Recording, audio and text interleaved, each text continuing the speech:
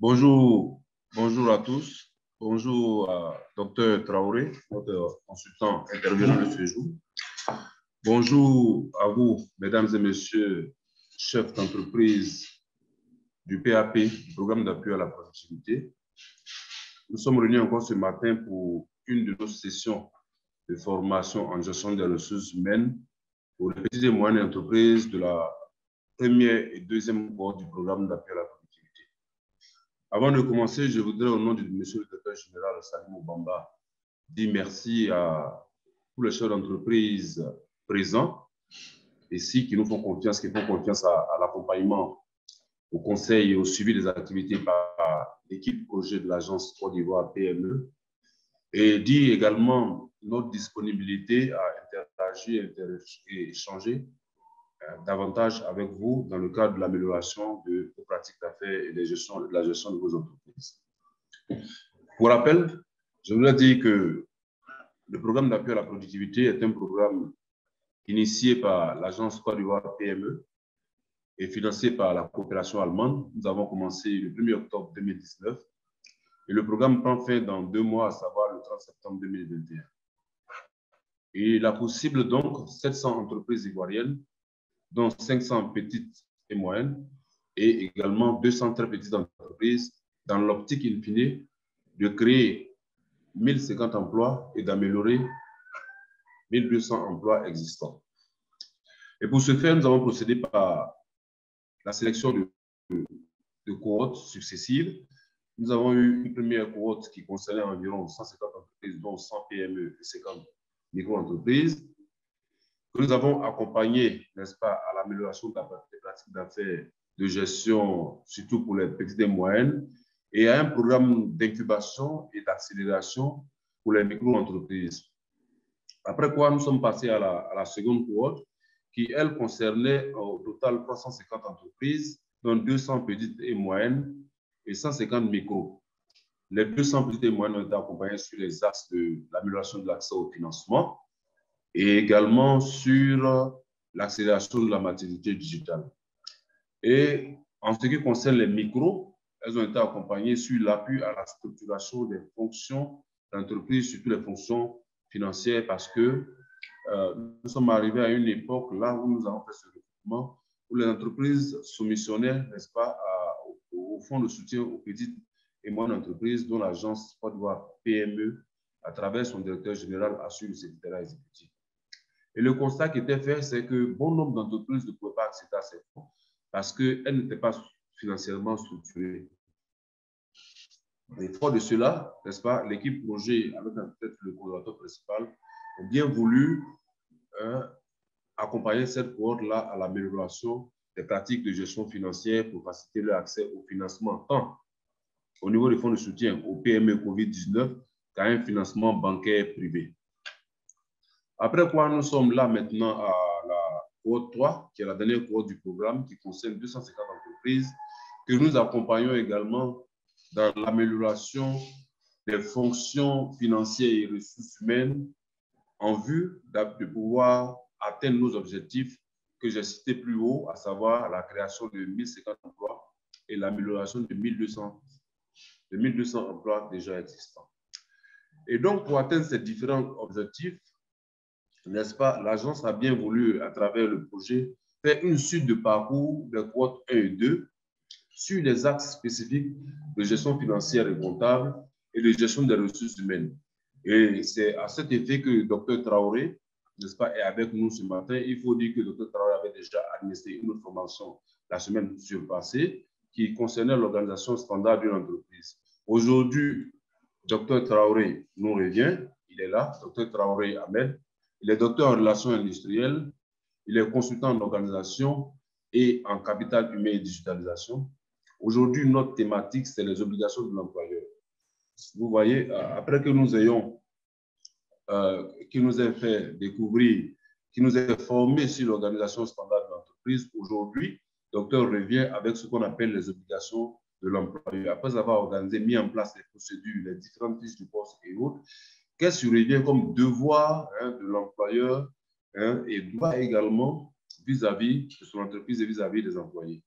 Donc, nous allons laisser la parole à Dr Traoré.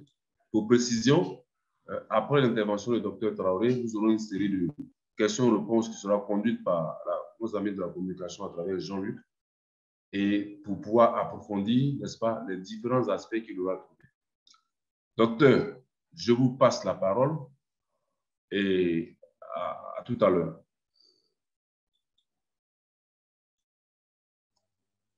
Merci beaucoup à M. Ngoran.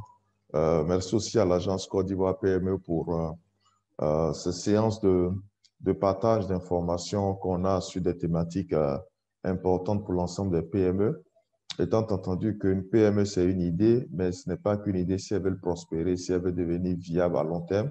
C'est aussi une structuration, une organisation qui demande à la fois une certaine maturité du manager en termes de, on va dire, de combinaison des moyens matériels, humains et financiers de son idée pour pouvoir justement arriver à produire un service qui mettra, un bien ou un service qui mettra à disposition de ses clients. Les clients étant les utilisateurs finaux et donc qui produisent la valeur ajoutée de l'idée qu'on a en tant qu'entrepreneur. Et donc, la semaine dernière, on a abordé la thématique sur l'organisation standard d'une entreprise, donc dans la même logique. Juste pour rappeler, peut-être pour ceux qui n'étaient pas là, c'est qu'on a simplement dit que toute idée doit s'organiser autour d'hommes, doit s'organiser autour des procédures et qu'il y a des fonctions essentielles qu'on pourrait avoir dans toute organisation, qu'elle soit PME ou grande entreprise, qui vont permettre justement de coordonner les activités en interne. Et qu'il fallait avoir deux grands pôles essentiels, un pôle métier et un pôle support. Le métier étant orienté beaucoup plus production des biens et des services, et le support étant orienté beaucoup plus gestion des flux financiers, gestion des flux d'informations. Ensuite, on a mis l'accent sur le fait que lorsqu'on a bâti son organisation et son organigramme, il fallait travailler maintenant sur les fonctions qui composaient l'organigramme. Et à ce niveau-là, il fallait travailler sur la fiche de poste qui définissait les attributions, les missions, les activités liées à chacune de ces fonctions-là. Et une fois que ça c'était fait, il fallait travailler maintenant à la mise en place de procédures qui indiquent par rapport à chacune des activités de notre organisation, qu'est-ce qui devait être fait, à quel moment, par qui et avec quel niveau de célérité. Et puis, le dernier aspect qui a été abordé la semaine dernière, c'est comment est-ce qu'on peut recruter de façon assez soft dans une PME sans forcément recourir à de gros moyens. Et donc, aujourd'hui, dans la continuité de ce module-là, on va regarder ensemble les obligations de l'employeur parce que vous êtes des employeurs, vous êtes des futurs employeurs, des employeurs actuels. Et donc, vous avez sous votre management des hommes. Que ce soit une ou deux personnes, ce sont des hommes que vous gérez au quotidien. Et vous avez des obligations vis-à-vis de ces employés-là, qui sont des obligations, on dira des obligations légales. Donc, aujourd'hui, la thématique qu'on aborde ensemble va nous permettre d'identifier et de comprendre les obligations contractuelles d'une PME vis-à-vis de ses employés. Je vous donnerai une idée par rapport à cela. Vous verrez qu'est-ce que vous faites déjà dans vos organisations, qu'est-ce que vous ne faites pas, et puis voir en fonction de ça quelles sont les mises à jour ou les réglages qu'il va falloir faire. Et deuxième objectif qu'on va essayer de viser à travers cette présentation, c'est de comprendre les éléments de base de l'administration du personnel. Que vous ayez un employé ou 10 ou 100 employés, vous devez mettre en place un minimum en matière d'administration du personnel qui vous donne les informations sur la vie de vos collaborateurs dans votre organisation. Et puis, le troisième objectif qu'on va viser, c'est de comprendre quelques obligations fiscales patronales liées bien sûr au salaire, donc liées bien sûr à vos employés. Donc, pour y arriver, le premier point va porter sur la rédaction du contrat de travail. Puisque je l'ai dit, les modules s'enchaînent. La dernière fois, on a parlé du recrutement du personnel. Donc, une fois qu'on a recruté nos collaborateurs, il faut leur donner un contrat de travail. Donc, on va aborder cette question-là, les différents types de contrats de travail. Et éventuellement, vous allez voir en fonction de votre activité quel type de contrat est adapté et puis quels sont les éléments essentiels qu'il faut avoir à l'intérieur d'un contrat de travail. Le deuxième élément qu'on va aborder va porter sur l'administration du personnel. Donc, ça va porter essentiellement sur la gestion des dossiers du personnel et puis la gestion des absences, qui sont, on va dire, qui bouffent, on va dire, pratiquement 40 à 60% du temps en matière de gestion des ressources humaines dans les organisations. Et puis, le troisième élément qu'on va voir ensemble, ça va être lié aux obligations fiscales, on va dire, du salaire ou du contrat de travail, qu'en tant que PME, on devrait avoir à l'esprit et donc on devrait normalement travailler à s'acquitter lorsque cela est possible. Donc, sur le premier point, la première thématique qui est celle du contrat de travail, comme je l'ai dit tantôt, on va voir quels sont les différents types de contrats de travail, quels sont les éléments essentiels qu'on doit retrouver dans un contrat de travail, et puis quelles sont les différentes formes de rupture, et puis éventuellement quels sont les éléments à considérer lorsqu'on parle de rupture d'un contrat de travail. Donc, si on commence déjà à ce niveau, il faut dire qu'on distingue plusieurs types de contrats de travail. Mais moi, je vais revenir sur ce qu'on retrouve le plus souvent dans nos organisations, donc qui vont vous permettre de pouvoir voir quel type de contrat est adapté à votre organisation.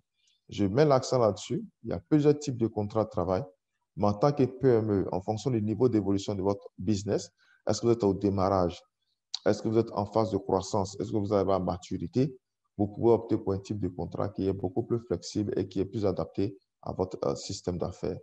Donc, on a d'abord ce qu'on appelle le contrat de travail à durée déterminée ou CDD.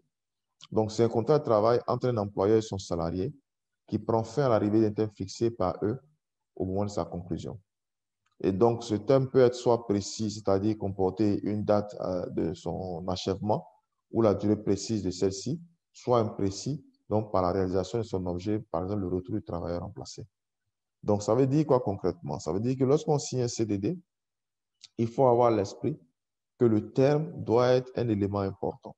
Donc, si je signe un CDD pour 3 mois, je vais devoir mentionner le CDD 3 mois, 6 mois, je mets 6 mois. Ou alors, si c'est un remplacement d'un travailleur malade, je vais le préciser de sorte à ce que lorsque le travailleur malade reprend son service, le CDD prend automatiquement fin.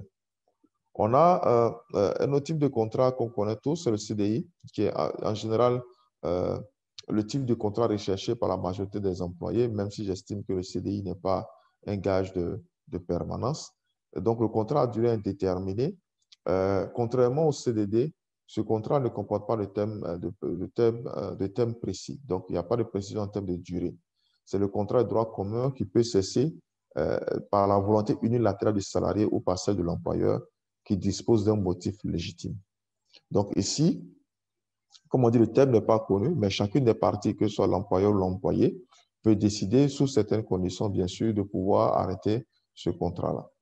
Ensuite, on a le contrat d'apprentissage. Donc, c'est un contrat par lequel une personne, justement appelée maître, donc qui a la connaissance, qui a la technicité, elle s'oblige à donner ou à faire donner une formation professionnelle méthodique et complète à une personne appelée apprenti.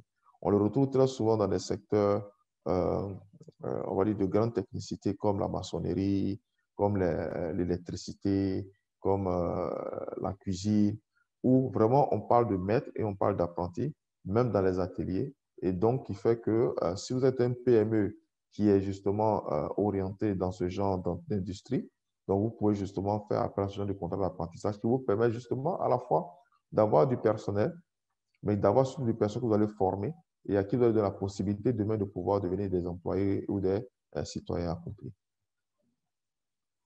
On a le contrat de stage par lequel on est tous passés. Donc, c'est une convention par laquelle un maître de stage ou une entreprise s'engage à donner ou à faire donner à une personne appelée stagiaire une formation professionnelle pratique.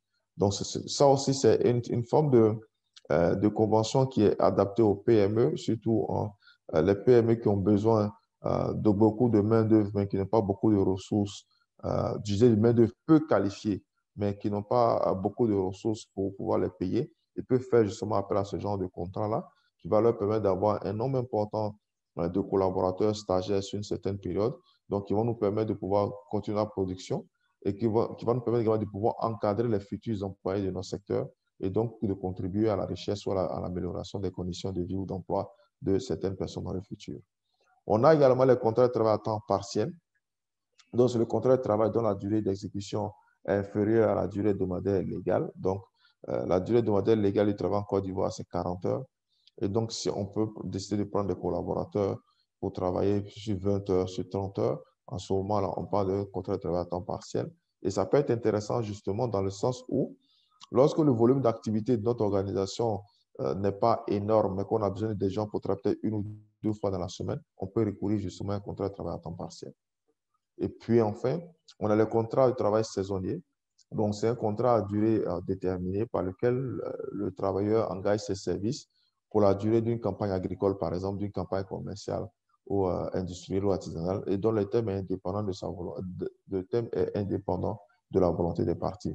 Donc, si je suis une PME, par exemple, qui a besoin de faire une promo commerciale par rapport à ses produits, je suis capable de recourir, par exemple, à un contrat de travail saisonnier.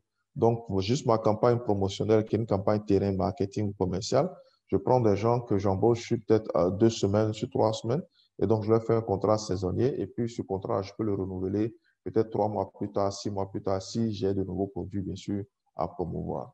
Donc, ce qui est important à retenir ici, c'est que le Code du travail ivoirien donne la possibilité d'avoir plusieurs types de contrats qui ont, chacun des contrats a des avantages et des inconvénients, mais le plus important dans votre cas en tant que PME, c'est de pouvoir adapter le type de contrat à votre activité. Donc, si vous avez une activité qui est au démarrage, une activité qui est saisonnière, une activité où il y a des actions ponctuelles à mener à l'intérieur, vous pouvez avoir recours à ce type de contrat-là pour pouvoir justement on va dire, continuer à booster votre activité, continuer à booster votre productivité et à rester compétitif ou à continuer à croître sur votre marché. Et lorsqu'on parle de contrat de travail, il y a des éléments essentiels à avoir. Donc, ces éléments-là sont des éléments qui sont repris dans le Code du travail ivoirien, donc qui sont obligatoires, qui doivent être mentionnés dans votre contrat de travail. S'il n'est pas mentionné dedans, cela peut avoir une incidence sur la validité même du contrat de travail. Et donc, parmi ces éléments-là, on retrouve quoi? On retrouve la date et le lieu d'établissement du contrat. Donc, quand on fait un contrat, en général, à la fin, on met toujours fait à Abidjan le. Donc, il marque non seulement le lieu d'établissement du contrat, mais la date de signature du contrat. Ensuite, il faut qu'on ait les noms et prénoms, profession et domicile de l'employeur. C'est pour ça que quand vous prenez le contrat de travail, dans la première page, vous allez voir, on va donner la dénomination de l'entreprise, on va donner son numéro de registre de commerce, on va donner son numéro de compte contribuable, on va donner également son adresse et la qualité de la personne qui signe, donc notamment le directeur général ou le gérant dans le cas d'une PME. Et puis ensuite, dans la deuxième partie, donc la première partie concerne l'employeur, la deuxième partie va concerner l'employé. Donc, on a le nom, le prénom, le genre, la date de naissance, la filiation si possible, le domicile, la nationalité du travailleur, son métier ou sa profession. Ces éléments ont un statut juridique. Sous la nationalité, par exemple, il y a la fiscalité des salaires en ce qui concerne les nationaux et les non nationaux. La fiscalité est différente. La date de naissance également, elle est importante parce qu'en Côte d'Ivoire, on ne peut pas employer des mineurs, par exemple. Donc, tous ces éléments-là sont des éléments capitaux, on va dire c'est ça, des éléments très importants parce qu'ils nous permettent justement de pouvoir juger du statut de la personne qu'on engage en tant qu'employé, de la personne qu'on prend en tant que collaborateur. L'autre élément également important, c'est la nature du contrat. Donc, on va déjà mentionner dans le contrat, est-ce que c'est un contrat à durée déterminée, à durée indéterminée, c'est un contrat d'apprentissage, c'est un contrat de stage, c'est un contrat saisonnier. Donc, il faut déjà le mentionner. Et on a dit que le seul contrat pratiquement où il n'y a pas de durée, c'est le CDI. Par contre, le CDD, il faut préciser la durée, soit en termes de mois, ou alors dire que c'est un remplacement d'un travailleur malade et qu'à la reprise, lorsque le travailleur aura recouvré sa santé, le contrat prendra fin. Donc, on met le terme imprécis. Donc, c'est très important.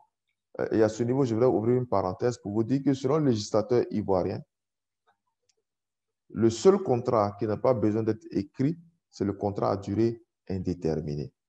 Et ça, beaucoup d'entreprises, beaucoup de PME font cette erreur. Vous prenez une personne dans votre PME, vous la faites travailler sous votre autorité à des heures précises et vous lui donnez des tâches à faire, vous lui donnez un commandement, vous lui donnez des procédures à respecter. Cette personne-là, même si vous n'avez pas signé de contrat formel, cette personne est considérée comme un contrat à durée indéterminée. Parce que c'est le seul contrat dont l'écrit n'est pas forcément obligatoire, mais dont il y a des éléments constitutifs. Donc, notamment, l'activité ou le travail que vous donnez à faire, la subordination qu'il a par rapport à vous et éventuellement la rémunération que vous lui payez pour le travail qu'il a accompli. Et donc, quand ces éléments-là sont présents dans la relation de travail entre votre PME et l'un de vos collaborateurs, le législateur ou le juge considère automatiquement que c'est un CDI. Donc, si vous ne voulez pas tomber dans des cas où des employés ou des collaborateurs vous traduisent en justice sous le fait qu'ils sont en contrat à durée indéterminée, l'idéal, c'est vraiment de leur conclure un contrat dès le début avec la mention du type de contrat que vous souhaitez pour éviter qu'il y ait de même préjudice, on va dire juridique ou un préjudice financier pour votre PME. Et souvent, c'est des éléments auxquels on ne fait pas attention et qui sont des sources de conflits par la suite et qui peuvent même venir à plomber votre idée ou votre business. Un autre élément qu'il faut regarder lorsqu'on rédige un contrat de travail, c'est le classement du travailleur dans la hiérarchie professionnelle. Donc, son salaire, les accessoires du salaire. En Côte d'Ivoire, dans la convention collective de 1977, juillet 1977, c'est une vieille convention collective, mais c'est celle-là qu'on applique encore. Donc, il définit, on va dire, les différentes classifications par secteur d'activité. Donc, si vous êtes dans le commerce, il y a une classification catégorielle. Si vous êtes dans l'industrie, il y a une classification catégorielle. Si vous êtes dans le domaine agricole, il y a une classification catégorielle. Donc, par rapport à chacune de ces classifications catégorielles-là, vous avez un salaire de base qui est déterminé.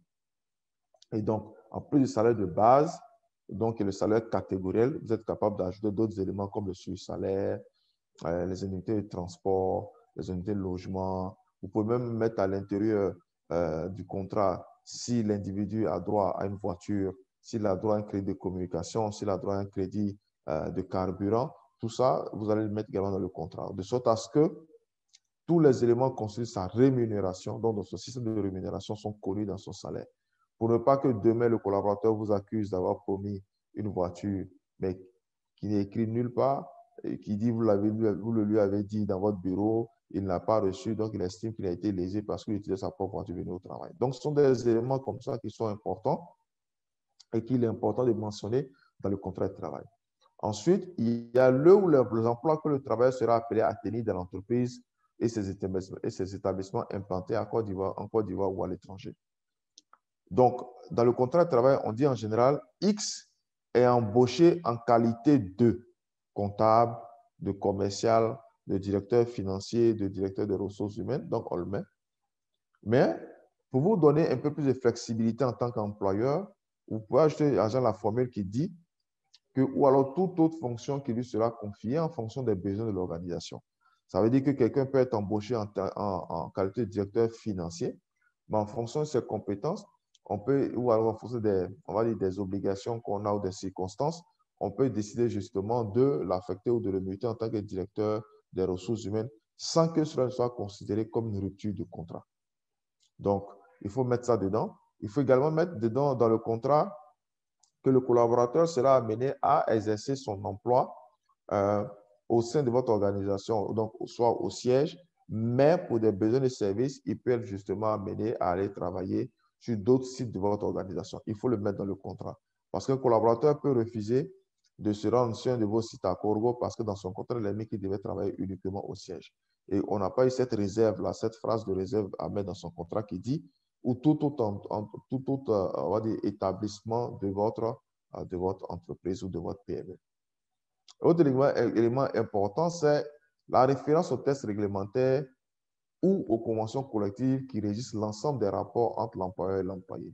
Donc, c'est pour ça qu'en général, on va dire conformément au code du travail dû, on va mettre la date, conformément à la convention collective interprofessionnelle due, on va mettre tout ça et on va dire que les éléments constitués de notre contrat sont des éléments qui sont en conformité ou qui sont conformes à ces différents tests réglementaires-là qui sont importants dans notre secteur d'activité ou dans notre pays. En plus de tout ça, dans le contrat de travail, on peut également ajouter ce qu'on appelle des clauses spéciales. Donc, il peut peut-être dire que le collaborateur, après 3 ans, va être amené à partir vers telle entité, ou alors on peut aller plus loin pour dire que le collaborateur, en cas de rupture, peut avoir des avantages comme par exemple des stock options, comme un bonus spécial. En tout cas, tout ce qui est clause spéciale, on peut le mettre dans le contrat. Mais moi, je vous recommande, de mon expérience, de pouvoir mettre dans le contrat ce que vous êtes capable effectivement de faire. Il ne faut surtout pas mettre dans le contrat dans des clauses qui ne peuvent pas être, on va dire, réalisées par votre PME parce que peut-être elle est au démarrage ou elle est en phase de croissance. Donc, il y a des contrats standardisés qu'on peut mettre à votre disposition à travers l'agence Côte d'Ivoire PME, donc du type CDD ou du type CDI, ou même des contrats de stage si vous le souhaitez, qui vont vous donner des outils comme ça pour vraiment minimiser les risques juridiques liés à la conclusion ou à la rédaction d'un contrat entre vous et des employés ou des collaborateurs dans votre organisation. Le contrat de travail, peut-être juste pour conclure sur ça, c'est très, très, très important. Il ne faut surtout pas, et ça, je le redis, je le redis encore, qu'il y a une erreur des PME de croire que si on ne signe pas de contrat de travail, le collaborateur, on peut le mettre dehors à tout moment. Non. Les collaborateurs, peut-être qu'ils ne se plaignent pas parce qu'ils ne connaissent pas le code du travail ou alors peut-être parce qu'ils n'ont pas envie de faire des histoires avec vous. Mais toute personne qui travaille dans votre PME, à qui vous donnez du travail à faire et qui relève de votre autorité et à qui vous payez une certaine somme, est considéré par le législateur comme étant un employé de votre PME. Mieux, s'il n'y a pas d'écrit, il est considéré comme étant un contrat à durée indéterminée. Donc, avec tout ce qui va comme avantage, tout ce qui va comme obligation que vous avez en cas de rupture de contrat. On va en parler quand on va arriver dans les éléments de rupture. Et donc, tout collaborateur, qu'il soit en contrat à durée déterminée ou indéterminée, qu'il soit en contrat d'apprentissage ou en contrat saisonnier à temps partiel, peut décider de mettre fin au contrat. Ou alors, l'entreprise ou la PME peut décider, pour des raisons légitimes, de mettre fin au contrat. Donc, le législateur permet justement à chacune des parties dans un contrat de travail de pouvoir disposer, de pouvoir mettre fin au contrat si cette partie le souhaite. Il y a plusieurs raisons qui sont identifiées dans le cas de rupture de contrat. On a le cas de démission. Donc, le collaborateur estime qu'il a eu mieux ailleurs ou alors il n'aime pas votre tête simplement. Et donc, il décide de démissionner. Donc, il y a ce cas-là. Il y a le cas également où l'entreprise décide de licencier un collaborateur, soit pour faute lourde, ou alors elle estime que les conjonctures économiques, comme ce qu'on a connu avec la COVID-19 du moins, ne sont pas favorables à son business, donc elle a besoin de réduire ses effectifs et ses charges. Elle peut procéder à ce moment-là à un licenciement économique. Et donc, elle a la possibilité de libérer des collaborateurs. On peut également mettre fin au contrat en cas de décès d'un collaborateur.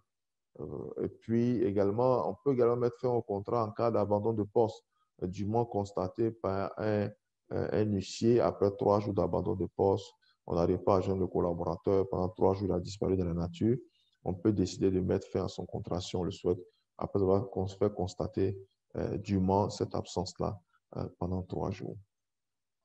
Quelle que soit la raison de la rupture, en dehors du licenciement pour faute lourde, où le collaborateur s'est rendu coupable d'un manquement professionnel grave, il y a des éléments à considérer.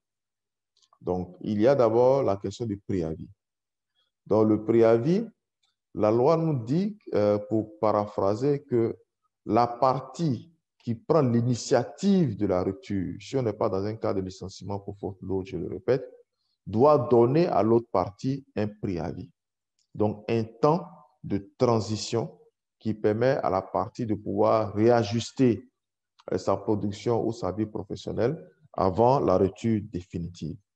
Et la durée du préavis est fonction de la catégorie du collaborateur. Donc, si le collaborateur est cadre, en général, le préavis part jusqu'à 3 mois. S'il est non cadre, en ce moment, on a autour les journaliers qui peuvent être préavis de 1 semaine, il y en a qui sont des préavis de 1 mois. Et donc, il faut que le préavis, en fonction de la convention collective qu'on a ou du code du travail, qu'on regarde quelle est la catégorie professionnelle du collaborateur et en fonction de ça, soit il nous donne un préavis parce que c'est lui qui a démissionné, ou alors c'est nous qui lui donnons un préavis parce qu'on a décidé de le licencier. Et le préavis consiste en quoi? Si je prends le cas d'un cadre de votre organisation qui décide de démissionner, il a l'obligation de vous donner un préavis de 3 mois. Donc, pendant les 3 mois, il vient au travail tous les jours normalement et la loi lui permet justement de pouvoir prendre 2 jours dans la semaine pour ce qu'on appelle les 2 jours de recherche d'emploi. Il a la possibilité aussi de bonne loi ou de bonne pratique où le collaborateur décide que les 2 jours de recherche d'emploi dont il a droit chaque semaine, il va les regrouper à la fin. En ce moment-là, il fera 2 mois de préavis effectif et puis le dernier mois lui sera payé. L'entreprise aussi peut dire, bon, moi, comme je vous ai licencié, je souhaite que vous fassiez votre préavis. Ça peut être le même processus. Donc, soit de permettre aux collaborateurs de faire 2 mois pleins et 1 mois de recherche d'emploi, ou alors de faire 3 jours de la semaine et puis 2 jours de recherche d'emploi. La partie, que ce soit l'employeur ou l'employé qui décide de mettre fin au contrat sans respecter le préavis, va payer ce qu'on appelle une indemnité compensatrice de préavis à l'autre partie.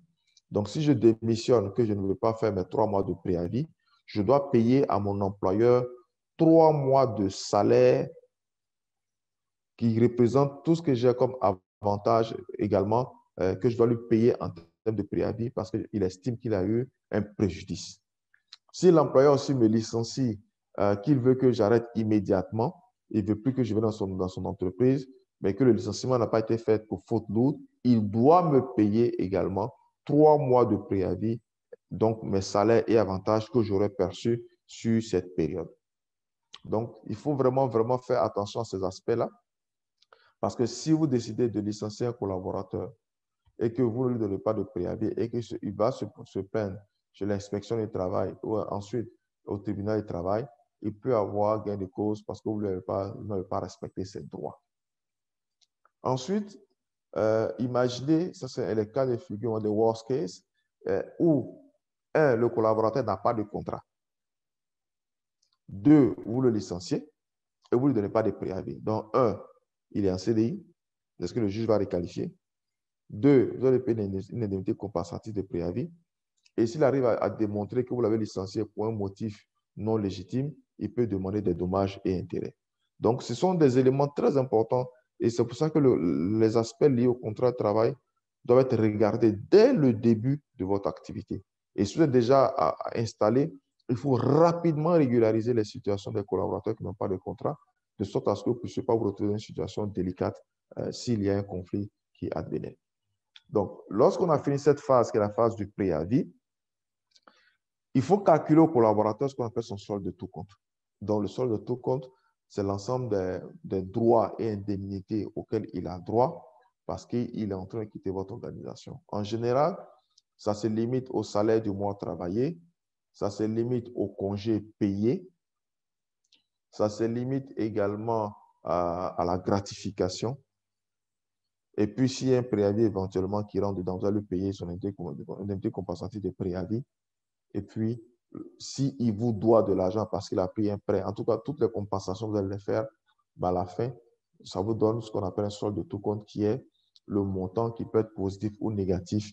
Si vous voulez, c'est un solde financier qui départage les parties, donc il peut être positif ou négatif, dépendamment de là où est-ce qu'on se situe.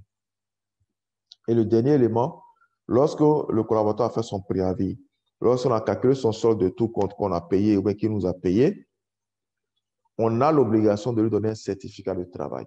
Et donc, le certificat de travail dit que M. Untel a travaillé dans notre organisation de telle date à telle date en qualité de, et qu'en foi de quoi on lui délivre le présent document pour valoir ce que de droit. C'est tout. Donc, ce sont des éléments comme ça, assez techniques, mais qui sont importants au niveau de la rupture du contrat de travail et qui évitent justement qu'on se retrouve en tant que PME dans une posture assez difficile et qui nous mettent un peu nos finances en mal parce qu'on n'aura pas anticipé un certain nombre de préjudices financiers ou d'indemnités compensatives de préavis qu'on n'aurait pas payé. Donc, voilà ce qu'on peut dire sur le contrat de travail, donc sa conclusion avec les éléments essentiels à avoir à l'intérieur, mais également les différents éléments à avoir à l'esprit lorsqu'on a dans un cas de rupture de contrat de travail. Donc, lorsqu'on a rédigé le contrat de travail avec notre collaborateur, lorsqu'il travaille chez nous, il faut documenter son parcours chez nous. Il faut documenter sa vie chez nous de sorte à ce qu'on ait les informations qui nous permettent de prendre des décisions demain.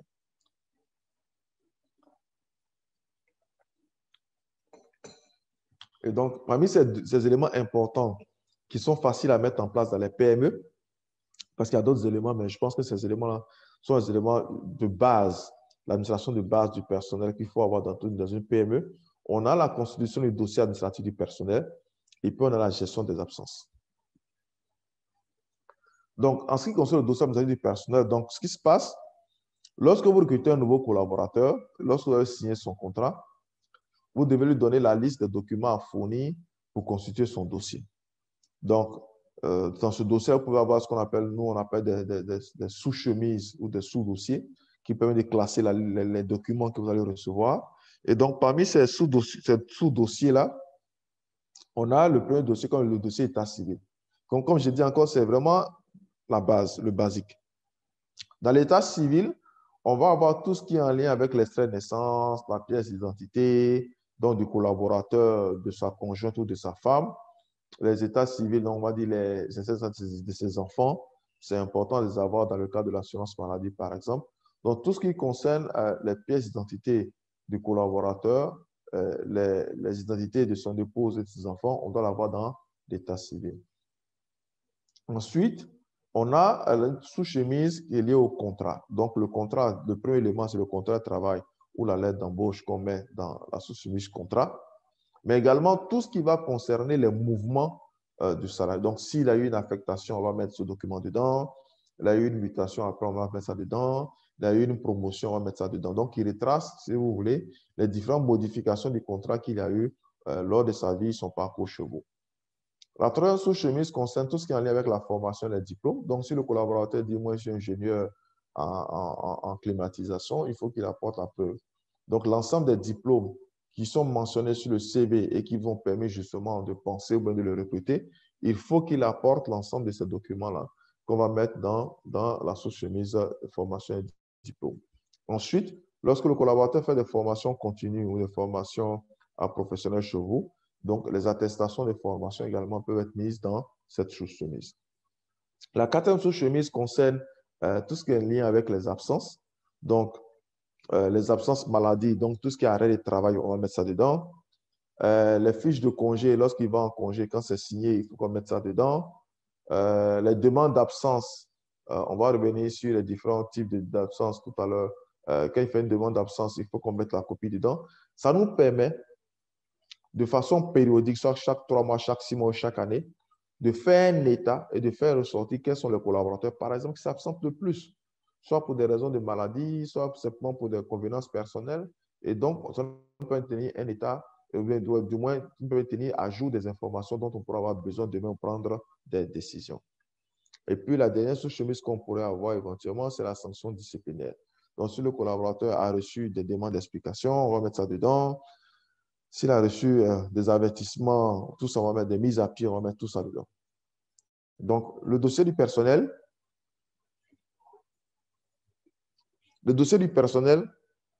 est une mine d'informations qu'on doit avoir au sein de vos organismes. Que vous ayez une direction des ressources humaines, un service des ressources humaines ou pas, l'idéal en tant que PME, si vous avez 1, 2, 3 salariés ou même 20, 100 salariés, il faut que chacun ait un dossier administratif du personnel à votre niveau qui vous permet d'avoir toutes ces informations-là classées et qui vous permet de prendre des décisions le moment venu. Donc, je parlais de la sous-chemise tantôt liée à la gestion des absences. Donc, c'est un élément aussi important à retenir en termes de gestion du personnel parce que beaucoup de collaborateurs s'absentent pour plusieurs raisons. Et souvent, on ne sait pas si ces absences, on doit les autoriser ou pas, surtout dans le cas d'une PME, où on n'a pas souvent des chefs de service ressources humaines ou des directeurs des ressources humaines, où le promoteur est à la fois gérant et responsable des ressources humaines. Il faut qu'il sache qu'est-ce qui peut être autorisé, qu'est-ce qui peut être autorisé, dans quelle proportion. Et donc, la loi nous dit qu'il y a ce qu'on appelle des permissions exceptionnelles qui sont accordées aux collaborateurs et qui ne sont pas déductibles du salaire. Important. Donc, tout travailleur ayant au moins 6 mois de présence dans une entreprise est touché par des événements familiaux dûment justifiés, je répète, dûment justifiés, donc énumérés ci-dessous, dans la limite de 10 jours ouvrables par an, non déductibles du congé réglementaire et n'entraînant aucune retenue de salaire, bénéficie d'une permission exceptionnelle pour les cas suivants se rapportant à sa famille. Ça veut dire quoi? Ça veut dire que pour les cas qu'on va voir tout à l'heure, le collaborateur, il peut prendre, ou alors il a droit à des permissions exceptionnelles, mais quand on cumule tout ça par an, ça ne peut pas dépasser 10 jours. Ça, c'est un élément important à retenir. Et vous allez comprendre tout à l'heure pourquoi. Et donc, les événements familiaux pour lesquels le droit prévoit une permission exceptionnelle non déductible du salaire dans la limite de 10 jours par an. On a le mariage du travailleur. Donc, la loi permet de donner 4 jours ouvrables. Décès, le mariage d'un de ses enfants, c'est 2 jours ouvrables. Mariage d'un frère ou d'une sœur, c'est 2 jours ouvrables. Décès d'un conjoint, c'est 5 jours ouvrables. Décès d'un enfant, du père, de la mère ou du travailleur, c'est 5 jours ouvrables. Décès d'un frère ou d'une sœur, c'est 2 jours ouvrables. Décès d'un beau-père ou d'une belle-mère, c'est 2 jours ouvrables. Naissance d'un enfant, 2 jours également. Baptême d'un enfant, c'est 1 jour. La première communion, c'est 1 jour ouvrable. Et puis, il y a le déménagement qui est 1 jour ouvrable. Ça veut dire quoi concrètement? Dans la limite de 10 jours par an. Mon collaborateur, il vient en janvier, il me dit, chef, je dois me marier, je donne 4 jours ouvrables. Ensuite, il fait un enfant, naissance d'un enfant, je donne 2 jours ouvrables. Après, il vient me dire, non, son frère se marie. Donc, ça fait déjà 6 jours. Son frère se marie, ça fait 8 jours ouvrables. Après, non, il y a un autre frère encore qui se marie, ça fait 10 jours ouvrables. C'est fini. S'il vient après me dire, non, mon beau-père est décédé, les 5 jours qu'on va lui donner là, ça va être déductible de son salaire parce qu'il a épuisé ses 10 jours de permission exceptionnelle. Ou alors le collaborateur me dit, bon, mon beau-père est décédé. Et bon, mon père est décédé. On lui a donné 5 jours. Malheureusement, quelques mois après, sa mère est décédée. On lui donne encore 5 jours. Ça fait 10 jours. S'il a un enfant après ça, où il a droit à 2 jours ouvrables, il ne pourra pas les prendre parce qu'il a épuisé ses 10 jours par an. Donc, ça, c'est un élément important à retenir parce que souvent, c'est pour ça qu'il est important d'avoir la sous-chemise absence parce qu'on est capable de regarder après dedans pour voir est-ce que le collaborateur il a atteint ses quotas de 10 jours non déductibles du salaire en termes d'absence. Donc, je répète, non déductible du salaire, c'est 10 jours. Après ça, s'il veut prendre des jours d'absence, donc normalement, s'il veut, son enfant est né, il a droit à 2 jours, il veut prendre 2 jours, mais il a déjà plus de 10 jours, il peut les prendre, mais ça va être déductible du salaire. Donc, on va lui faire au moins 2 jours sur son salaire.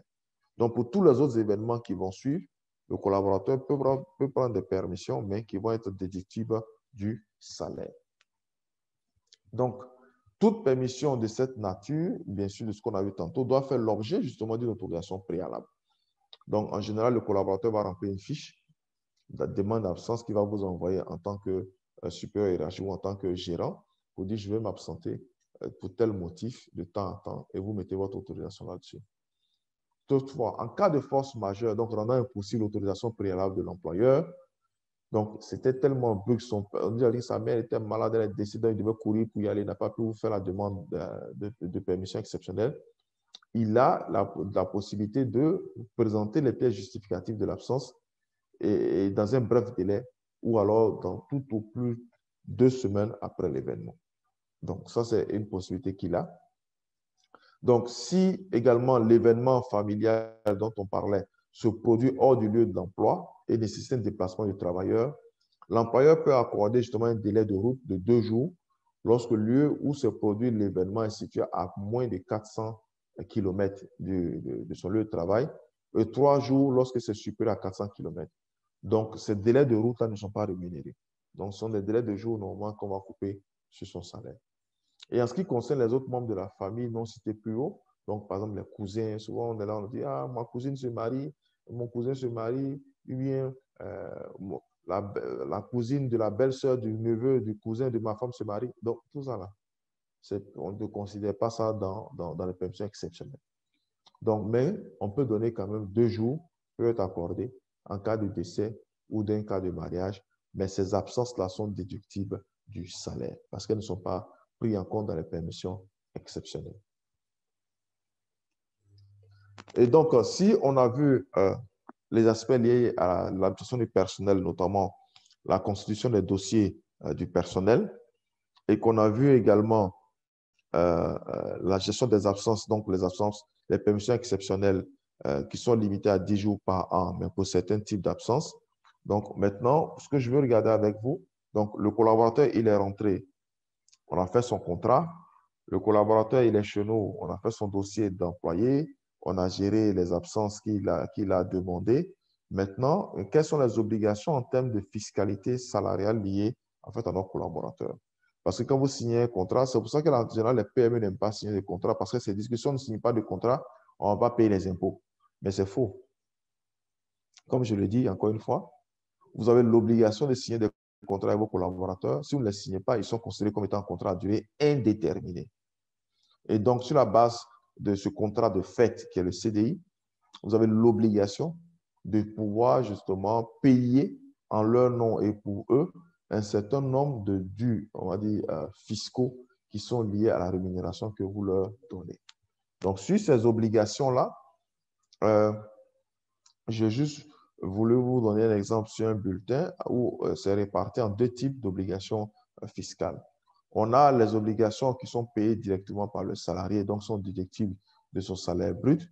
Et puis, on a les obligations fiscales qui sont payées par l'employeur, qui sont également calculées sur la base d'une assiette ou du salaire brut du collaborateur. Donc, si on prend les obligations fiscales liées au salarié lui-même, dans ce qui sort de son salaire brut, on a d'abord tout ce qui concerne la retraite. Donc, la Caisse de retraite des travailleurs de Côte d'Ivoire, donc le régime général, la CNPS. Donc, on va prélever environ 6,3% de son salaire brut. Peut-être juste une parenthèse, ce qu'on appelle salaire brut. Le salaire brut du collaborateur, c'est le salaire, on va dire, le salaire dans lequel on n'a pas encore enlevé les impôts, pour dire terre à terre. Donc, il est constitué de son salaire catégoriel, de son sur-salaire, de son indemnité de transport imposable. Si vous avez une indemnité de logement que vous mettez dedans, vous avez une indemnité de communication. Donc, tout ce qui est salaire que vous le payez va se retrouver dans ce qu'on appelle le salaire brut imposable. Et le salaire brut imposable maintenant, qui est le salaire, on va dire, réel du collaborateur, il y a des éléments qu'on va enlever dedans. Le premier élément qu'on va enlever dedans, c'est la retraite. Donc, on va lui prélever 6,3% sur ce salaire brut-là pour pouvoir payer sa retraite. Ensuite, on va lui enlever 1,2% toujours de ce salaire brut-là pour pouvoir constituer ce qu'on appelle l'impôt sur salaire, donc est payé aux impôts. La retraite est payée à la CNPS, donc à la Caisse nationale de prévoyance sociale. Ensuite, il y a la contribution nationale également. Et puis, il y a l'IGR qui est calculé sous forme de strates. Donc, ce n'est pas figé. En fonction du niveau des salaires, on paye plus. En fonction du niveau de salaire qui est bas, on paye moins. Et il y a on va dire des paliers qui sont déterminés. Donc, si vous tombez dans tel palier, vous payez tel montant. Donc, ça permet déjà, l'employeur a l'obligation de prélever ces impôts-là, qui sont des impôts liés au salarié lui-même, qui va reverser aux impôts. Maintenant, il y a cette deuxième partie des impôts qu'on appelle la part employeur. Donc, ce montant-là, on ne les enlève pas du salaire brut. C'est l'employeur qui le paye directement lui-même. Donc, ils font partie de ses obligations. Le premier élément, c'est la retraite du collaborateur. Vous avez vu plus haut que le collaborateur, il a payé 6,3%. Ici, l'employeur va payer 7,7%. Donc, il fait en sorte que le collaborateur se retrouve avec 14% de son salaire brut qui représente sa cotisation en retraite. Je te rappelle au passage que le taux a été révalorisé il n'y a pas longtemps pour permettre justement à ce qu'on ait une retraite beaucoup plus consistante, on va dire comme ça, lorsqu'on sera en âge de partir à la retraite. L'employeur va payer également sur lui, donc sur sa part, l'accident de travail, donc qui est de 2% sur un montant de 70 000. Ça veut dire que c'est plafonné. Accident de travail, là, le montant de calcul, la base de calcul est plafonnée à 70 000. Et ces 70 000, on va enlever 2% dedans pour, on va dire, alimenter la caisse accident de travail de la CNPS. Ensuite, on a l'impôt lié à l'assurance maternité. Donc, c'est ce qu'on prend pour rémunérer nos femmes lorsqu'elles sont enceintes, elles vont en congé de maternité pour 3 mois. Ça aussi, c'est plafonné à 70 000. Et donc, c'est 5% de 70 000. Ensuite, on a les impôts liés aux prestations familiales. Pour ceux qui ne le savent pas, vous avez la possibilité de déclarer vos enfants à la CNPS et de recevoir une indemnité de prestations familiales pour chacun des enfants que vous avez. Le montant n'est peut-être pas, on va dire, très énorme, mais ça peut toujours aider à payer une boîte de lait ou un crayon ou un sac à la rentrée. Et je pense que c'est les choses auxquelles il faut penser donc de déclarer, de faire une demande de prestation familiale à CNPS pour les enfants qu'on a. Et puis, c'est de l'argent qu'on peut utiliser après. Ensuite, on a tout ce qui est impôt lié à la formation. Dans les taxes d'apprentissage, donc c'est 0,4%, toujours du salaire brut. On a la taxe de formation professionnelle qui est de, on va dire, 1,2% en réalité. Et donc, si 0,6% reste en entreprise et 0,6% qui vont au FDFP, quitte à justifier à la fin d'année les 0,6% restés. Mais ce qu'il faut retenir ici, c'est qu'on paye 1,2% du salaire brut de nos collaborateurs au FDFP pour financer la formation. Et ça, c'est un élément très important pour les employeurs et les PME. Si vous payez des impôts pour vos collaborateurs et que vous payez la taxe sur la formation, la taxe d'apprentissage pour vos collaborateurs, vous avez droit à une formation, ou à de la formation financée par le FDFP. Tout ce qu'il vous suffit de faire, c'est de monter votre plan de formation chaque année, avant le 31 novembre en général, ou 30 octobre, que vous déposez au FDFP. Et si vous êtes à jour de vos cotisations FDFP, le FDFP doit être capable de financer quelques-unes des formations dont vous avez besoin pour accroître votre business. Ensuite, vous avez tout ce qui est lié à la CMU aujourd'hui, parce que c'est une obligation également. Donc, c'est 1 000 francs par mois et par personne. Donc, vous avez aussi la possibilité, selon ce que la CGC a décidé, que le patronat a décidé avec la CNPS, donc de permettre aux entreprises de prélever à la source pour leurs collaborateurs et de le reverser justement à la CNPS qui collecte les fonds et qu'elle reverse ensuite au Sénat. Donc, voilà un peu les éléments que je voulais partager avec vous ce matin. Et puis, les questions que je vais avoir me permettent justement de pouvoir aller en profondeur sur certains aspects ou de pouvoir répondre à des questions spécifiques liées à votre activité ou à votre business. Donc, je m'en remets à l'équipe de l'Agence Côte d'Ivoire PME pour la suite. Merci. Alors, merci à vous, Dr. Traoré, pour le contenu instructif de votre exposé. Vous avez traité... Allô, Patricia? Oui, allô? Patricia, tu n'es pas très audible. Tu n'es pas très audible. On ne t'entend pas bien. Ah, d'accord. Ça va? Allô? Oui, c'est mieux. Vous m'entendez mieux? Oui, oui. D'accord, merci. Donc, je remerciais très sincèrement Dr. Traoré pour le contenu instructif de son exposé. Et donc, docteur, vous avez traité de façon exhaustive des obligations de l'employeur pour éviter à celui-ci d'éventuels contentieux avec son employé. Alors, nous allons donc passer à la rubrique des questions-réponses pour permettre à nos participants d'avoir des éclaircissements sur les zones d'ombre. Donc, chers participants, vous êtes priés de poser toutes vos questions en cliquant sur l'icône de main levée qui se trouve au bas de votre écran ou de formuler simplement votre préoccupation dans le chat. Merci. Merci, Patricia. On va prendre M. Kwame Nguessan.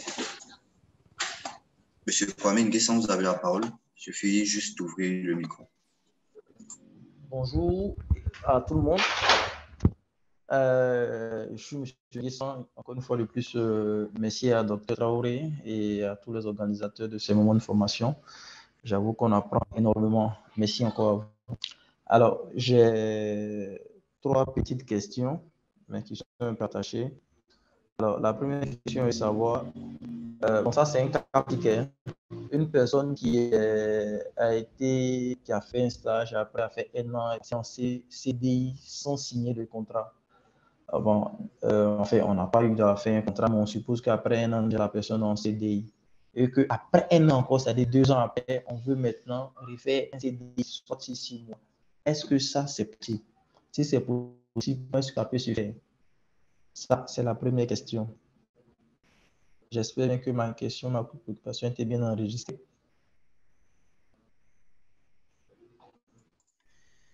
Allô, votre question est bien enregistrée, M. Nguessan. Okay. Donc, la deuxième question. Oui, allez-y. La deuxième question, c'est de savoir exactement comment faire le calcul des droits de travailleurs lorsque ils sont supposons que soit un salaire de 100 000. Voilà. Avec un Allô, salaire de 100 allô, 000, comment je calcule? Oui, allô, allô? Est-ce que vous m'entendez? Allô, je suis là? Monsieur Oui, Nguessan, moi je je vous pense que entends le son parfaitement. je pense que le son s'entrecoupait chez moi. Docteur, est-ce que vous arrivez à bien entendre? Je veux juste m'assurer que Moi vous... j'entends super bien, je vous entends super bien. La dernière partie n'était pas perspective. C'était entrecoupé. D'accord. Donc je Est-ce que vous reprends. pouvez répondre, monsieur Vous Nguessan? m'entendez Oui, maintenant? allez-y. On vous entend. Alors, je disais, comment calculer les droits du travailleur qui doit être licencié pour faute lourde de la voilà. Comment calculer les droits du travailleur pour un licenciement pour faute lourde en considérant qu'il a un salaire de 100 000? C'est la deuxième question. Et la dernière question, enfin, ça, c'est une, je ne sais pas si j'ai bien compris. J'écoute que pour le calcul des différents éléments de la CNPS, accident de travail, assurance maternité, la base a été révalorisée à 70 000 au lieu de 60 000 qui était le SMIC. Donc, je ne sais pas si j'ai bien entendu ou pas. Ça, c'est la dernière préoccupation. Donc, merci à vous et j'espère que mes questions ont été bien enregistrées et je suis maintenant à vos dispositions. Merci. Merci, monsieur Nguessan. Alors, on n'a pas d'autres mains levées. Donc, docteur, vous pouvez répondre directement à la question. OK. En attendant, on va prendre madame Dablé qui a la main levée. Mais vous pouvez répondre, monsieur Faouet. Je vais commencer par la dernière préoccupation. Donc, au niveau de la CNPS, ce qui a été révalorisé, c'est le taux de cotisation de la retraite. Sinon, les plafonds, donc le plafond au niveau des accidents de travail et assurance maternité et prestation familiale, ça n'a pas été changé, c'est 70 000. Ça veut dire que si on doit vous prélever là, ça peut pas, la base, c'est 70 000. Ça ne peut pas être plus que ça. Voilà. Par contre, les autres éléments qui sont la retraite, voilà. Sinon, la retraite, par exemple, on est passé de 1 647 000 à 2 700 000. La base est passée de 1 647 000 à 2 700 000 aujourd'hui. Parfaitement. Voilà, donc, c'est ces éléments qu'il faut voir. C'est bien noté. Maintenant, en ce qui concerne le calcul du taux de compte pour faute lourde, si vous devez calculer un solde de taux compte pour faute lourde, vous allez juste payer le salaire travaillé, vous allez payer son congé, vous allez payer sa gratification pro rata, et c'est tout. Il n'y a pas d'indemnité de préavis à payer parce que vous avez démontré que c'est une faute lourde. Mais n'oubliez pas la procédure également. C'est que si vous décidez de dire que pour faute lourde, vous devez adresser un courrier à l'inspection du travail où vous allez expliquer dedans pourquoi vous estimez que c'est une faute lourde avec les preuves à l'appui. Parce que l'inspection du travail peut dire qu'elle ne considère pas la faute comme étant une faute lourde, donc qui est partie d'un licenciement. Donc, il y a cette procédure-là qu'il faut faire. De toute façon, pour tout ce qui est licenciement, il faut toujours informer l'inspecteur du travail, de sorte à ce que s'il y a un avis à donner, vous le donnez pour éviter tout contentieux. Donc, quelqu'un qui a 100 000 francs de salaire net, comme je ne connais pas le nombre de jours de congé auquel il a droit, je ne sais pas, parce que pour calculer ça, il faut également que j'ai la gratification. Ça veut dire si c'est 100 000 francs, je suppose que s'il a travaillé 1 an, il a droit à 100 000 francs de gratification. Si je le licencie en août, c'est comme si j'avais fait 100 000 divisé par 12 multiplié par 8 pour avoir sa gratification. S'il a travaillé 20 jours dans le mois, c'est comme si je fais 100 divisé par 30 multiplié par 20. Donc, c'est ce genre de calcul qu'on fait. Mais les éléments qu'il faut retenir pour faute lourde, vous allez payer le salaire du mois travaillé, vous allez payer son congé, vous allez payer sa gratification pro rata. Vous n'avez pas l'indemnité de préavis à payer parce qu'il a été sanctionné pour faute lourde. La première question, ça, c'est un cas que je rencontre très souvent dans les organisations. On prend un collaborateur, il commence en stage, il fait 1 an. Ensuite, on ne lui dit rien. Il travaille. Et puis, après 2 ans, quand on a fait cette formation, non. Moi, je ne te considère pas en CDI. Moi, je vais te donner un contrat de stage, un CDD pour 6 mois. C'est un risque juridique. Le collaborateur a la possibilité de refuser de signer le CDD et de se considérer en CDI. Et s'il refuse et qu'il décide de démissionner, la loi dit qu'on peut considérer, en cas de, bien sûr, si le juge se prononce, il va dire que c'est un licenciement du fait de l'employeur. Et donc, à partir de ce moment-là, l'employeur va être obligé de payer, comme je l'ai dit, le salaire du mois travaillé, le congé dû, la gratification pro rata, l'indemnité de préavis qu'il va payer. Et si le juge estime, ou bien si le collaborateur demande des dommages et intérêts, que le juge estime qu'il y a droit, il peut lui accorder également des dommages et intérêts. Parce que depuis la fin de son contrat de stage et qu'il a continué à venir, qu'il a travaillé sous l'autorité du gérant ou de l'employeur et pour lequel il a reçu une rémunération, le juge va considérer, le législateur considère qu'il est en CDI. Donc, on ne peut pas le rétrograder de CDI à CDD. Si le collaborateur refuse de signer, il est dans son droit et c'est considéré comme un licenciement du fait de l'employeur. Voilà ce que je voulais répondre à cette question. Je pense que c'est clair. Merci, M. Nguessan, merci, Dr. Traoré. On avait une autre main levée. Bon. Je vais lire une question dans le chat de M.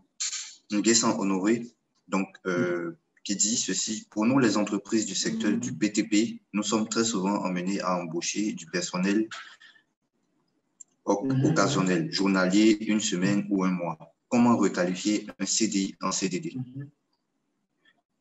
Non, pardon, je n'ai pas lu toute la question. La question de M. Nguessan Honoré donc, se termine par ceci. Comment se traite l'aspect contrat puisqu'il ne peut se prévaloir employé, et comment se traite l'aspect salaire vu qu'on ne lui délivre pas de bulletin? Docteur Traoré, est-ce que vous voulez que je relise? Oui, je suis en train de relire la question aussi dans le chat. D'accord, dans le chat. Comme j'ai bien compris. OK. Donc, sur cette question-là, on a vu différents types de contrats. Je vais revenir sur les contrats. Voilà. Donc, vous avez des collaborateurs dans le domaine de BTP, effectivement, qui sont journaliers, qui sont par semaine, bien qui sont par mois. Et donc, quel type de contrat est-ce qu'on doit leur donner? Il faut leur donner des contrats saisonniers. Les contrats saisonniers ici vous permettent justement de pouvoir dire qu'il va travailler soit un seul jour. En fait, il y a deux choses. Si le travailleur, vous avez un chantier qui va durer 3 mois, mais vous voulez l'embaucher par jour, vous faites un contrat journalier. Donc, dans le type de contrat écrit, c'est un contrat saisonnier qui est journalier.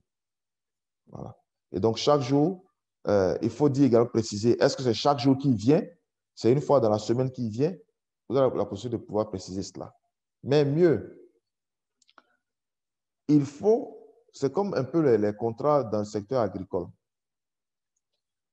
C'est lié à la saison de la culture. Donc, moi, ce que je vous conseille de faire ici, c'est de signer des contrats de type saisonnier. Maintenant, comment se fait le traitement des aspects salariales? C'est la même chose. Si vous le payez par jour, vous devez enlever tous les éléments que je vous ai cités en termes de salaire dedans. Mais en général, on paye à la quinzaine ou bien on paye à la semaine. Donc, ça veut dire que si chaque fin de semaine, vous devez calculer tout ce que ça pour leur donner, il faut vous assurer d'enlever tous les éléments que je vous ai cités, notamment la part salariée, la part employeur, dans la paie que vous leur donnez. Vous devez normalement délivrer un bulletin. Ce n'est pas parce qu'on paye des collaborateurs de façon journalière qui n'ont pas droit à un bulletin. On peut faire un bulletin. Donc, si tout ça, ça dépend de vous les payez dans quelle périodicité. En général, la difficulté, c'est quand on les paye tous les jours. C'est-à-dire quand ils descendent le soir, on leur donne. Quand ils descendent le soir, on leur donne. Si c'est comme ça, vous pouvez juste faire en sorte que les prélèvements des impôts, vous les faites également tous les soirs quand ils descendent. Et à la fin du mois, lorsque vous pouvez récapituler tout ça pour faire un bulletin unique que vous allez lui donner. Et c'est facile à faire. Dans les rubriques des salaires, vous avez le salaire journalier, tant, vous allez le multiplier par le nombre de jours qu'il a fait et ça va sortir le salaire brut automatiquement. Et tout ce qui est fiscalité des salaires va se déduire. Donc, vous avez la possibilité, si vous le souhaitez, de voir avec l'agence Côte d'Ivoire PME, pour qu'on ne vous donne pas des bulletins de salaire déjà faits qui sont sur Excel, mais qui ont peut-être des petits réglages aux 100 francs, 200 francs, pas plus que 500 francs peut-être, que si on avait un logiciel de paye, mais qui vous donne quand même une idée de combien vous devez payer en termes d'impôts sur chacune des rémunérations des collaborateurs que vous avez. Donc, moi, ce que je vous recommande de faire, encore une fois, c'est de leur donner des contrats saisonniers où vous précisez dans que le salaire, le collaborateur il va travailler de façon journalière et qu'il peut ne pas travailler tous les jours. C'est écrit dans le contrat de travail. Et que c'est chaque jour à la fiche de pointage qu'on considère que son contrat est activé. Donc, le jour où il n'est pas sur la fiche de pointage, son contrat n'est pas activé. Donc, on peut l'écrire dans le contrat de travail. Et en termes de fiscalité de salaire, soit vous prélevez chaque jour lorsque vous le payez à la descente, ou alors vous gardez à la fin de la semaine, vous l'entrez dans votre logiciel, dans votre feuille Excel, et vous dites pour tel montant que je dois le payer, voilà les impôts que je dois le prélever et voilà le net que je dois le remettre. Donc, c'est la même chose, qu'on soit au mois, au jour ou à la semaine, ne vous inquiétez pas, c'est la même chose. La seule chose que je vous demande de faire, c'est d'avoir des contrats de type saisonnier avec eux pour éviter que demain vous vous retrouvez dans des problèmes juridiques que vous voulez éviter. Je vois... Oui, allez-y. Merci, Dr. Traoré. On va essayer de prendre quelques mains levées avant de revenir aux questions dans le chat. Madame Nathalie Dablé.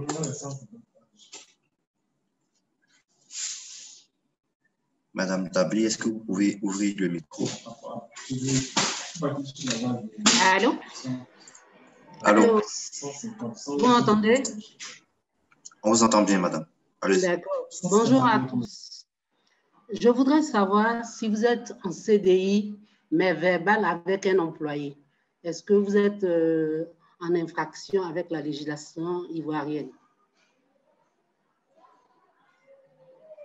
Allô? Oui, je vous ai bien entendu. Hein? Ah, d'accord.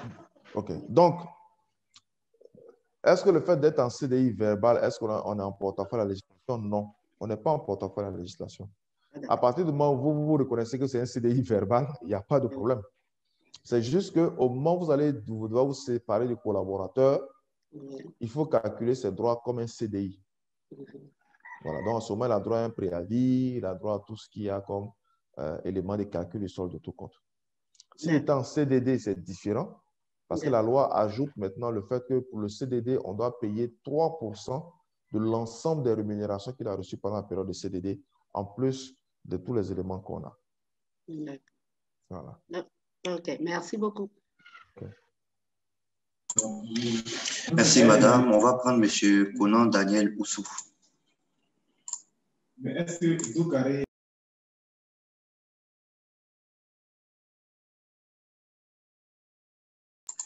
Monsieur Oussou, est-ce que vous nous entendez? Vous avez la parole, mais le micro est encore fermé. On n'arrive pas à vous entendre. Allô, tu m'entends?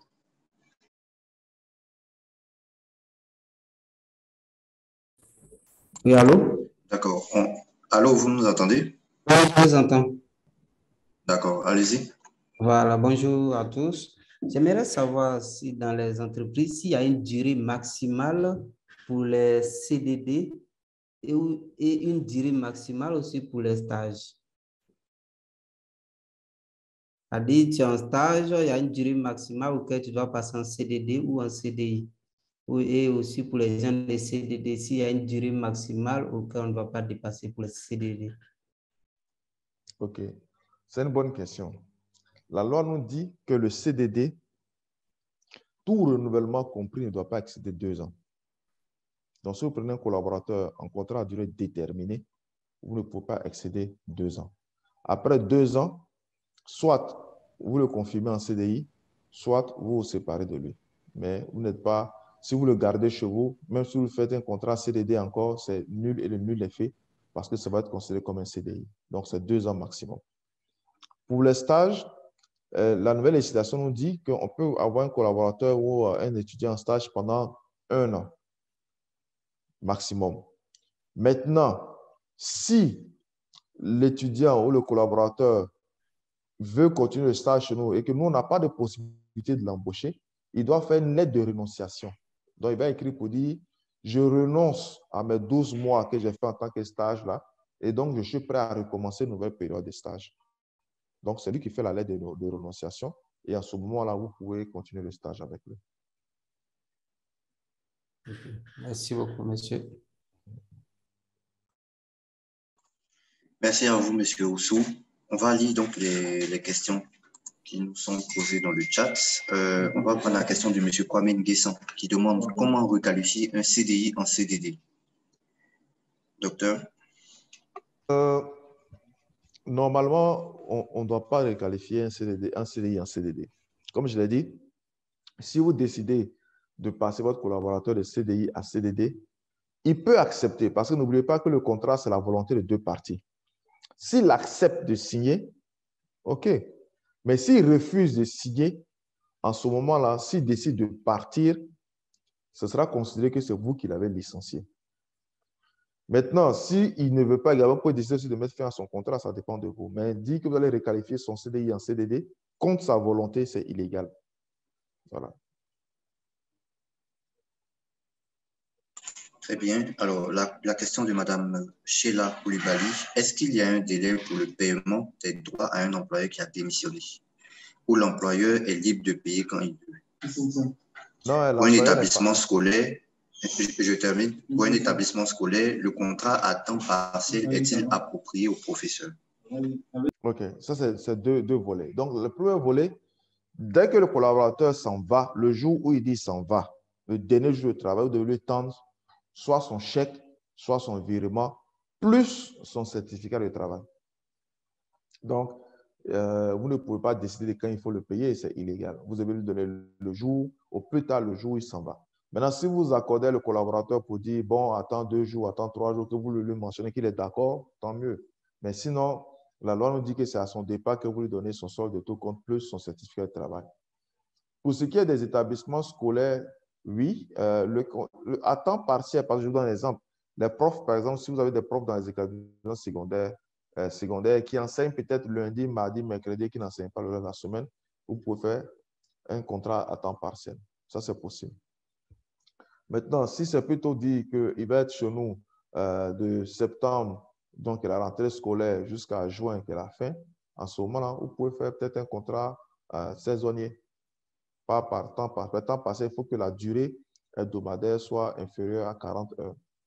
Mais si c'est juste, vous voulez l'avoir chez vous 40 heures par semaine, mais juste de septembre jusqu'à juin, ça peut être un contrat saisonnier.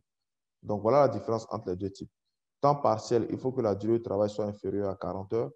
Donc, en ce moment, vous pouvez faire un contrat de travail à temps partiel. Je ne sais pas si j'ai répondu à sa question. Je pense qu'il nous reviendra éventuellement s'il a d'autres questions. Alors, M. Ferdinand Nguessan souhaite avoir plus d'informations sur la durée hebdomadaire conventionnelle. Il dit dans son message que certains parlent de 40 heures au lieu et d'autres de 48 heures. Oui, il a raison. Il a raison parce que ça dépend de la convention collective. Si vous prenez la convention collective du secteur industrie et secteur commerce, c'est 40 heures. Mais si vous prenez le secteur agricole, je pense que ça va le même cas, 48-50 heures. Si vous prenez le secteur hôtelier aussi, ça va être un truc comme ça. Donc, ça dépend. Je n'ai pas les autres secteurs en tête, puisque je n'ai pas travaillé vraiment dans le secteur agricole. Mais effectivement, ça dépend du secteur d'activité. Donc, il y a une convention collective qui régit l'horaire, la durée légale du travail hebdomadaire en fonction des secteurs. Mais la plupart des secteurs qu'on a, donc, qui sont industrie, commerce, télécom et autres, vous allez trouver 40 heures, mais le secteur agricole et le secteur hôtelier, cela est un peu plus. Il faudra en ce moment regarder la convention collective. Ouais. D'accord. Question de Mme Sylvie Kossia. Elle aimerait savoir si les stagiaires ont droit à un salaire. Quel est le salaire de base? Et combien de jours et d'heures de travail doivent-ils faire? Les stagiaires n'ont pas de salaire. Les stagiaires ont une indemnité de stage. Et lorsque ça atteint 100 000, vous devez payer la CNPS sur les 100 000. Donc, c'est une indemnité de stage qu'ils ont, qui est une indemnité que vous leur donnez pour leur permettre d'assurer le transport et puis pouvoir manger pour venir au travail et pour venir faire le stage. Donc, ce n'est pas un salaire, il n'a pas la qualité de salaire. Mais lorsqu'il atteint, je pense, 100 000, vous devez commencer à payer la CNPS.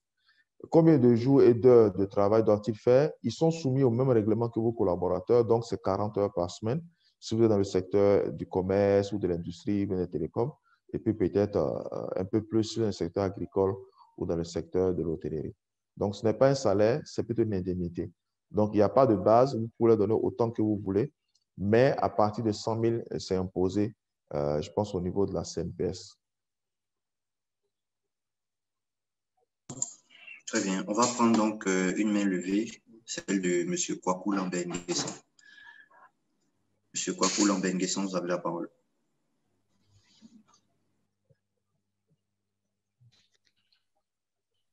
Ok. Bonjour à vous. Vous me recevez? Oui, on vous reçoit très bien, allez-y. D'accord, ok. Moi, j'interviens au niveau de la rupture du contrat.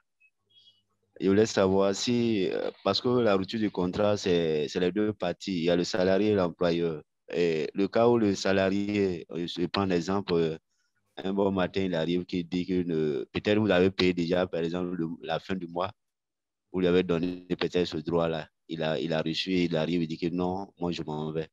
Il met fin au contrat. Dans ce cas, quelles sont les dispositions que l'employeur a pour... Parce que normalement, comme vous l'avez dit, il doit faire un préavis. Mais s'il n'a pas fait, qu'est-ce que l'employeur peut faire? OK. Si le collaborateur il vient, il dit il veut arrêter chez vous et il ne veut pas faire de préavis, la loi vous donne la même possibilité que le collaborateur. Donc, vous allez saisir l'inspection du travail pour dire que mon collaborateur, il s'est démissionné, il refuse de faire son préavis. Donc, l'inspecteur du travail va certainement commencer la période de conciliation, comme c'est prescrit dans le Code du travail. Et si ça ne marche pas, vous allez vous prévoir devant le tribunal du travail pour que le collaborateur vous paye une indemnité compensatoire de préavis. Mais en général, si le collaborateur il est chez vous, ça veut dire que normalement, à moins qu'il ait fait payer tous ses congés en avance, il ait fait payer sa gratification en avance. Sinon, ce sont des moyens de pression que vous avez aussi. Et puis, tant qu'il n'a pas payé son préavis chez vous, vous ne donnez pas de certificat de travail non plus. Donc, les moyens que vous avez, des moyens soft, comme par exemple la rétention de son certificat de travail, le blocage de son indemnité de congé ou de sa gratification, mais ce qui est recommandé par la loi, qui est le même mécanisme que pour les employés, vous allez saisir l'inspecteur du travail et si ça ne vous donne pas gain de cause, vous saisissez le tribunal du travail pour réparation.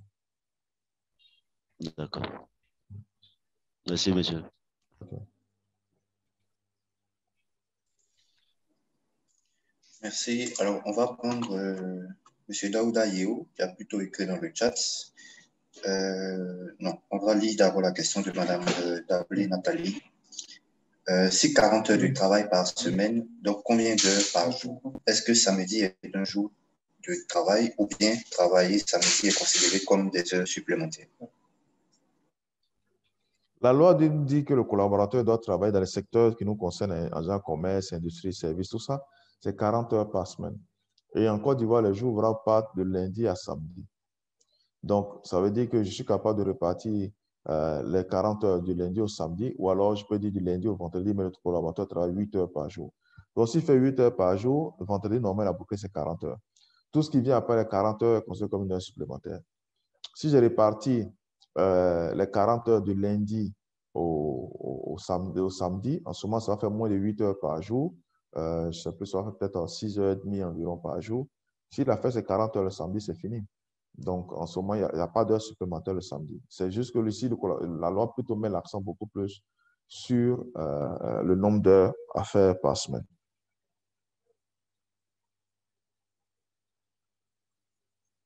Très bien. Alors, la question de M. Yeo Daouda, comme la CNPS prélève la cotisation CMU, ne doit-elle pas délivrer la carte CMU aux bénéficiaires pour lui permettre de l'utiliser partout où besoin est?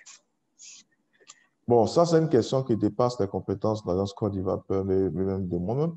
Moi, je suis membre du comité permanent de suivi de la CMU au niveau de la primature et je peux vous dire que la question, elle n'est pas vue comme ça. C'est plutôt le Sénam qui est chargé avec la SNEDAI de l'enrôlement et de la gestion, on va dire, de la couverture maladie universelle.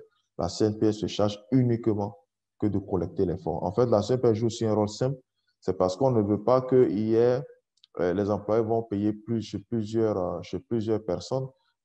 Parce qu'on a deux cotisations qu'on fait chez deux entités. Toutes les cotisations qu'on a sur le béton chez deux entités. L'impôt, le FDFP, tout ça, on envoie ça on paye ça au trésor. Donc, on paye ça au niveau des impôts chaque mois. Tout ce qui est en lien à la CNPS, donc la retraite, l'accident de travail et autres, on paye ça également au niveau de la CNPS avec la CMU.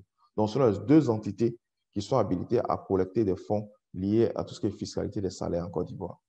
Donc, c'est pour ça que la CNPS ne fait que collecter, elle ne gère pas. Elle collecte elle reverse au CNAM qui est chargé de gérer la couverture maladie universelle. Sinon, la question que vous posez, elle peut être mise à débat, mais je pense que ça va faire... Si vous demandez à la CNPS encore de venir produire les cartes, la CNPS ne produit même pas des cartes de CNPS, c'est quand vous demandez l'attestation qu'on vous donne. Ça va être un peu plus...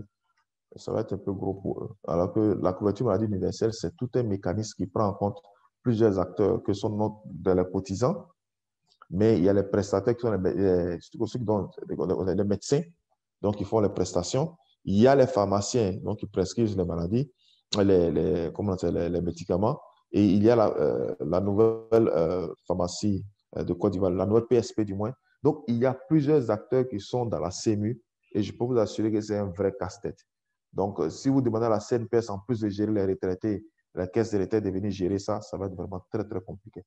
Donc, c'est pour ça que l'État a décidé que la CNPS ne fait que collecter et la CNAM qui a été créée spécialement pour la CMU gère cet aspect-là.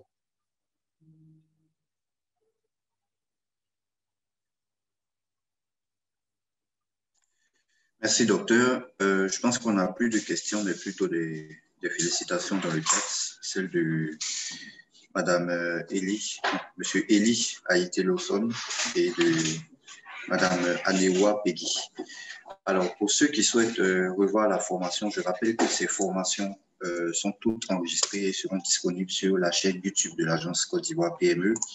Le fichier support sera également mis à disposition de tous, donc que vous pouvez télécharger au bas de l'enregistrement. Vous allez voir un lien maintenant dans le chat. Vous pouvez cliquer sur ce lien, vous abonner à notre page YouTube pour pouvoir recevoir les notifications lorsque la vidéo sera mise en ligne. On va prendre Madame Fatoumata Ouattara. Madame Ouattara, est-ce que vous nous entendez? Je vous entends. Allô? Vous m'entendez? Oui, on vous entend. Allez-y. D'accord. Bonjour, messieurs. Bonjour, mesdames. Bonjour, madame. Oui, ma préoccupation est la suivante. J'ai conclu un contrat d'essai avec un collaborateur et au bout de ce contrat d'essai, normalement, il devait passer en CDD. Mais pendant l'essai, bon, j'ai remarqué qu'il n'est pas vraiment à la hauteur de mes attentes. Que faut-il faire? Est-ce qu'il faut prolonger l'essai ou bien passer directement en CDD? Merci. OK. Déjà, Mme Ouattara, ce qui est bien, et peut-être que c'est moi qui ai omis de le dire au départ, dans tous les contrats de travail qu'on a, on a la possibilité de mettre une période d'essai. La période d'essai qui est prévue par le Code du travail permet aux collaborateurs, après une période, de dire « Oui, moi, je veux continuer à travailler pour vous » ou « Je ne veux plus » ou à l'employeur, c'est de dire « Bon, le collaborateur n'a pas rempli les exigences liées à la fonction, donc je m'en sépare. » Donc, la période d'essai, elle est importante également dans le CDD. Et dans le CDD comme dans le CDI, dans tous les contrats que vous avez. Et il y a une durée. La durée de la période d'essai, en général, elle est en fonction de la catégorie. Donc, pour les cadres, en général, vous avez 3 mois renouvelables une fois, donc 6 mois. Et pour les non-cadres, vous avez 2 semaines, 1 mois, en fonction de la catégorie du collaborateur. On peut renouveler une seule fois. Donc, votre collaborateur, ici, après sa période d'essai, on dit chez nous, l'essai n'a pas été concluant. Donc, si l'essai n'a pas été concluant, vous avez la possibilité de renouveler une fois la période d'essai. Donc, s'il avait un essai, par exemple, selon sa catégorie de 1 mois, vous pouvez renouveler de 1 mois. Après les 1 mois, vous ne pouvez plus renouveler. Soit vous arrêtez le contrat, soit vous le passez, vous le confirmez dans son CDD. C'est ce que la loi prévoit. Donc, vous n'êtes pas obligé de le passer en CDD si vous n'êtes pas satisfait. Il faut déjà voir s'il a atteint la limite de la période d'essai. S'il n'a pas encore atteint, renouveler la période d'essai. Si à la suite de ça, il n'est pas concluant, vous avez le choix de mettre fin. Soit, si vous souhaitez, vous pouvez le confirmer en CDD. Mais moi, en général, je dis, il faut rester très rassuré. Si un collaborateur en période d'essai n'est pas performant, pourquoi vouloir continuer avec lui? Parce qu'après, une fois qu'il est passé, il est confirmé, pour pouvoir arrêter le contrat, après, ça va donner lieu à encore au paiement de certaines indemnités, ça va être trop compliqué. Alors que pendant la période d'essai, on peut arrêter le contrat sans préavis. C'est-à-dire que si pendant la période d'essai, le collaborateur dit « moi, j'arrête », il n'y a pas de préavis. Si l'employeur décide d'arrêter pendant la période d'essai, il n'y a pas de préavis. Mais après la période d'essai, il y a un préavis. Donc, peut-être qu'il faut regarder ça. Merci. Merci, Madame Ouattara. Alors, je pense qu'on n'a plus de main levée, on n'a plus de messages dans le chat. Patricia, Paul, je vous repasse la parole pour la conclusion.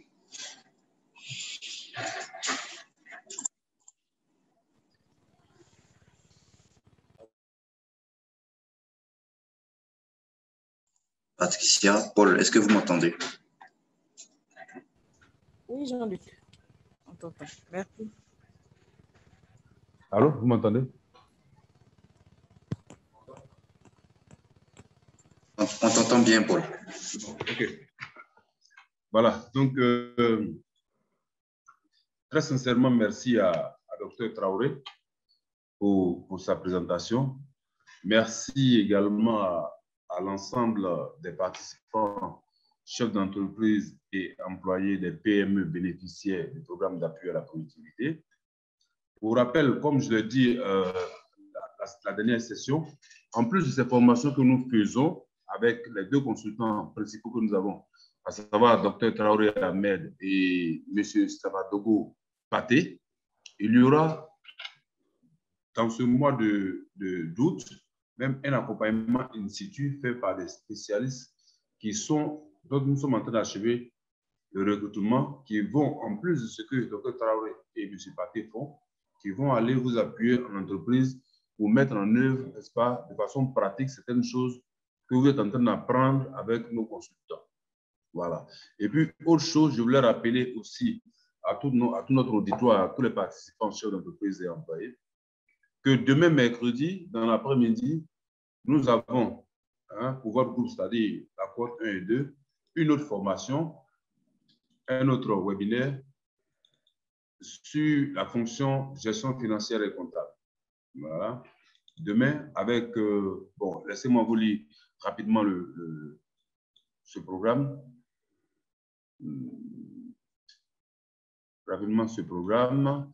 Oui, demain, vous aurez donc les liens. Demain, à 14h30, avec M. Paté, on va vous envoyer tout à l'heure la thématique.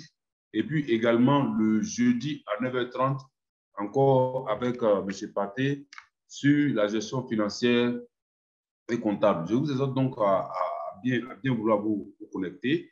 Nous sommes dans un parcours dans le but d'améliorer non seulement vos compétences de façon théorique, mais aussi de façon pratique, située avec nos spécialistes. Aujourd'hui, on a abordé une thématique, le travail nous a apporté beaucoup de choses. Les spécialistes passeront également vous appuyer en entreprise et j'insiste là-dessus. Demain après-midi, nous avons une formation en finance et comptabilité.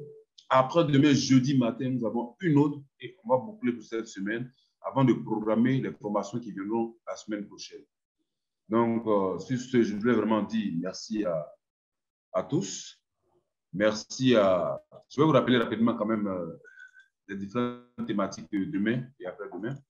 En gestion financière et comptable, donc, nous avons pour demain l'analyse de la productivité. Non, pas l'analyse de la productivité, ça on l'a déjà fait. Nous avons demain, je ne trouve ma fiche. Voilà, les mesures de performance de l'activité de l'entreprise. Voilà, en gestion financière et comptable. C'est ce que nous allons faire demain après-midi. Mesures de performance de l'activité de l'entreprise. Et puis, le jeudi matin à 9h30, nous allons faire le module gérer efficacement à trésorerie. Voilà, toujours avec M. Paté Savadogo. Merci bien à tous. Merci à tous les participants. Je ne voulais pas de plus vous dire merci. Merci à la communication. Merci à Patricia. Docteur, nous restons en contact et nous attendons la suite des modules pour la semaine prochaine. Bonne journée, bon appétit à tous et puis à plus tard. Agence Côte d'Ivoire PME, accompagner l'avenir.